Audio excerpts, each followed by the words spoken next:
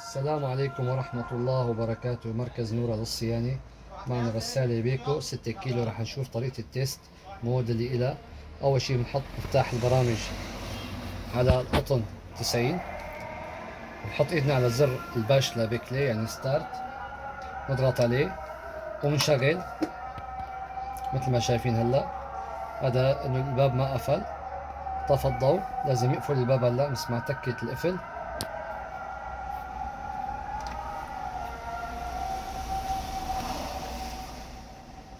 بس ليتك القفل تبع الباب. قفل الباب. هلا مجرد ما قفل الباب شوف أخذت الأمر ومضت الشاشة كلها بشكل كامل. فينا هون بحالتين نختبرها مرحلة مرحلة أو نختبرها بشكل آلي. بشكل آلي بدنا ننتظر لما تاخذ مي لتسخن توصل لدرجة الحرارة، بعدين بتكمل. بس رح نشوف هلا أول ضغطة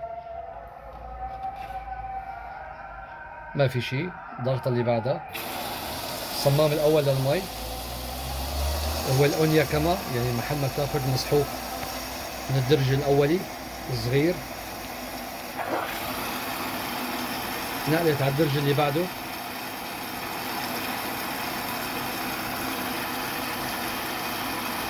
الغسيل الرئيسي، بعدين على الدروجة 3. هيك 3 صمامات أو 3 مراحل دخول المي جاهزة، ما في أي مشكلة.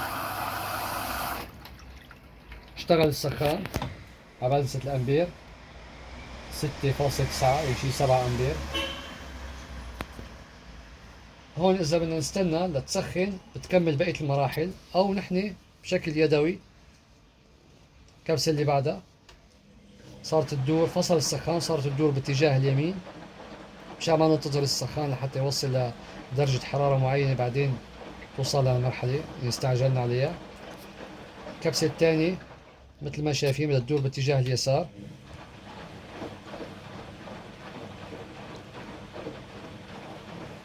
الكبسة الثالثة تصريف مي وبيتبعها الدوران السريع، بس ينزل المي لمستوى معين تفصل الفواشة.